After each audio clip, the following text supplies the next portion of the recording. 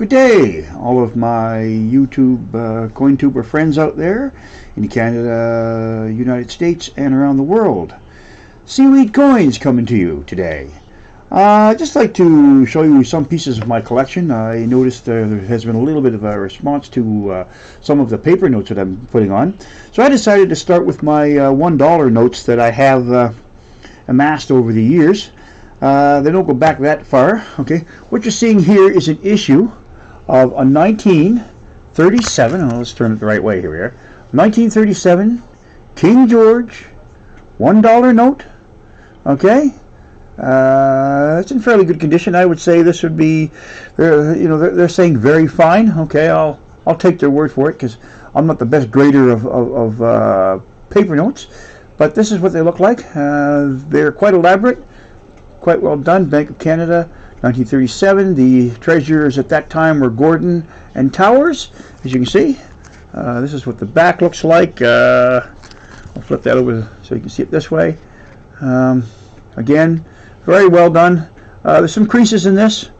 That's because there's creases in it because I have two here. This was the original one that you looked at. Okay. There's a little bit of creases in this too. And this is the back. That's much better picture of the back there. Okay, that's what the back looks like. They're quite well done. I think they are anyway. Next we'll move on.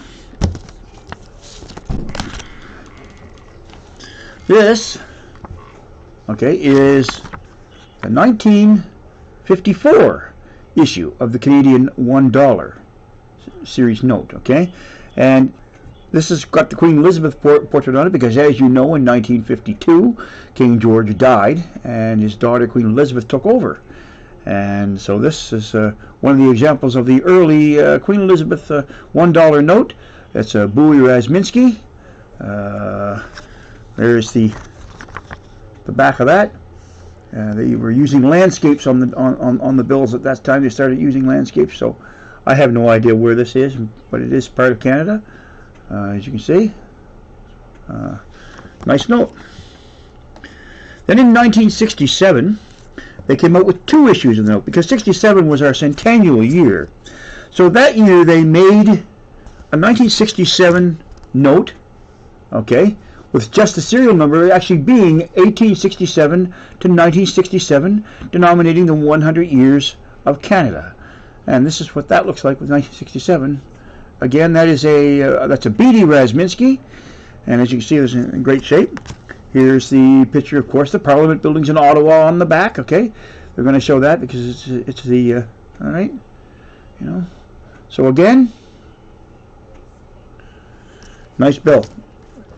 Okay, they also made in 1967. Okay, the $1 note with the serial number too. So this is the one with the serial number. So the one before that I had on was the 1867 to 1967, and this is the other one that was out in circulation that same year.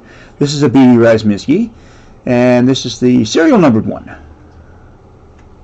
So if you're again with the Parliament buildings on the back, okay. So if you have your landscape, there's actually more than one there. I have a couple of these actually. So I do keep more than one in this. So sometimes I find them in collections, and I just put them in this one. So then, these ones here were the ones that I grew up with. This is the 1973. And in the 70s, this is what our Canadian $1 note looked like. And they made these and circulated these in Canada right up until 1986. Okay, until they came out with the loonie in 1987. Okay, because they no longer use these. All of these Canadian bills that you're looking at now are no longer legal tender in Canada. They will be accepted by the bank, and they will give you your dollar, but once they get to the bank, these will be destroyed. So to see these, again, you know, we have a landscape on the back, logging there, you know, the back. So to see, I get these in collections. When I find these, you know, in collections. I buy them for face value because that's what they'll get at the bank. Because you know, even dealers will only give you face value for most of them, except in this condition. This is a little better. This is quite in good shape. This is an Unk, of course. You know, I bought this particular one because I want a good one for my collection. But you can still find some of these. And that was the $1. Now, in 1935, that was the first issue of the Canadian Voyager Dollar. Now, this is not a real good example because, again, there's King George V. Okay, these are silver. This is 92.5% silver, or almost sterling. Okay, or I should say equal to sterling.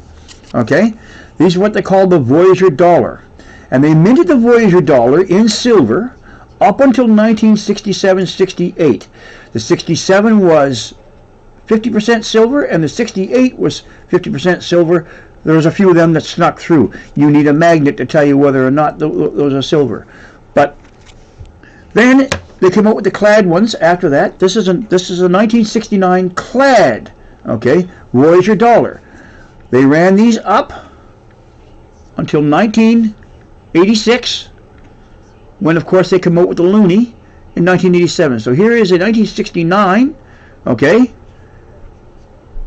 non-silver clad Voyager Dollar.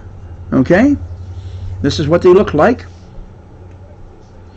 There's quite some luster to this. I've got several of these actually in this condition, so I bought these in a collection. I think I have about 8 or 10 or 12 more, something like that. Okay, I was going to perhaps ship these off to one of my CoinTuber friends and see if they wouldn't mind using some of them as giveaways.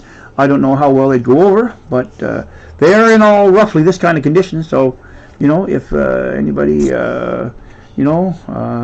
Copper Owl, Walker Magnet, Pause Spare Time, anybody that they can, whoops, you guys, you can see some of the luster. If you'd be interested in something like that, just send me an email, let me know. Those people that have my email, if not. Okay, and then of course, that ran up until 1987 when they came out with the good old-fashioned loonie, which is what we use today. This is a 1987 loonie, first year issue. When they had the geocaches, when I was scouts, we used to go geocaching. That's kind of like a compass type thing.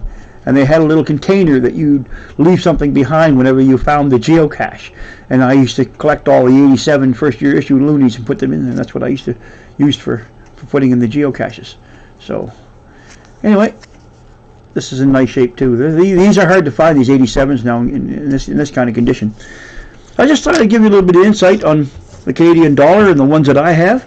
They're not much, but they're part of my collection, and I'm pretty proud of them too. So anyway, have a good day, everyone, and this is Seaweed Coins signing off. Thanks very much now.